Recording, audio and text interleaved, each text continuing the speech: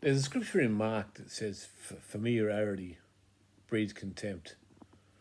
Um, it's a big statement.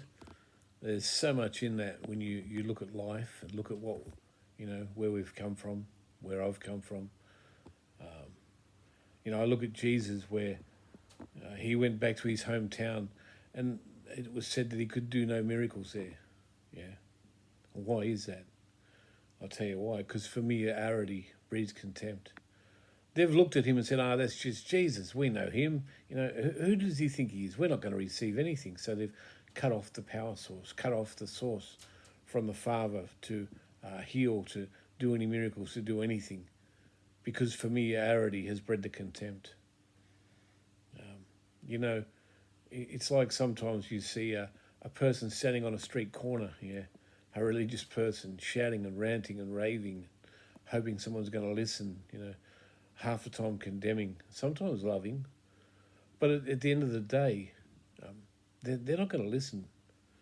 You see, you have to build that friendship, that relationship.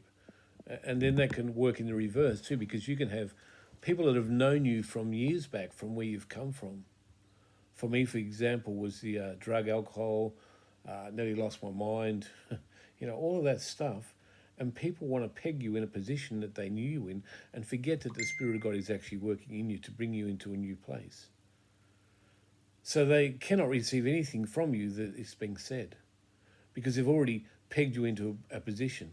From whatever reason it could be, from pride or not realizing that, hey, we're all growing, we're all moving, we're all getting deeper revelation.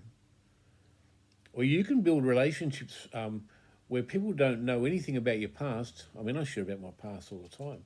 But you can build that friendship, that relationship, and they can receive the flow of the Spirit of God through you because they see you for who you are, not who you might have been. Yeah. So always, if you're going to minister to people, build the friendship, the relationship. Because once they get to know you, the real you, who you are, then you've got a place where you can actually minister to the person as well. So I think those things are key.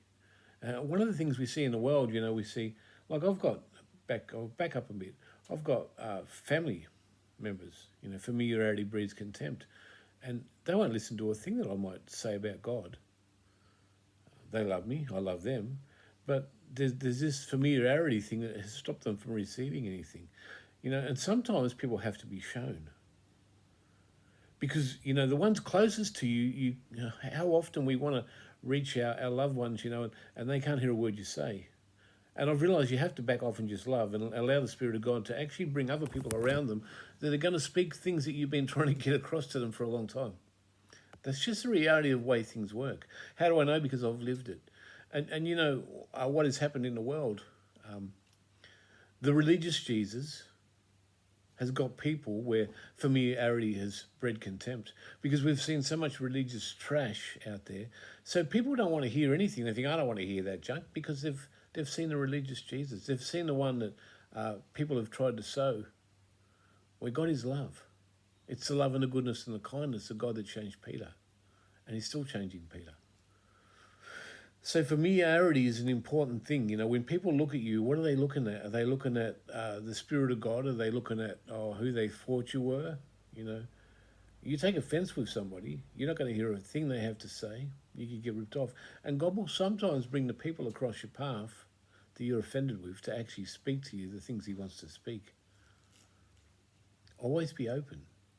Always understand that God can speak through anyone. He can speak through a donkey. He can speak through anyone. He can speak through somebody that is in the world that's got no clue about God, and then God can actually drop some words in your spirit that has come straight from him, and they're even unawares. But be careful about being familiar. There's nothing wrong with connecting with someone spiritually and getting to know who they are and all that. That's well and good. But don't put your own opinions on people because you think you know something that you don't. That's not because someone's offended me. I'm not speaking. I'm just speaking from things over the years that I've learned. Yeah. So the religious Jesus today has got everybody with contempt because they've got this idea about who God is, and that's not who he is. You see, who God is. God is someone that wants to set you free from all your hurts, your pain, your hang-ups. That's it. God is able to do exceedingly abundantly more than you can ask or hope for. All the things you've been looking for in your heart to get free from, and you can't, it's because He's the only one who can do it. But don't let familiarity breed contempt.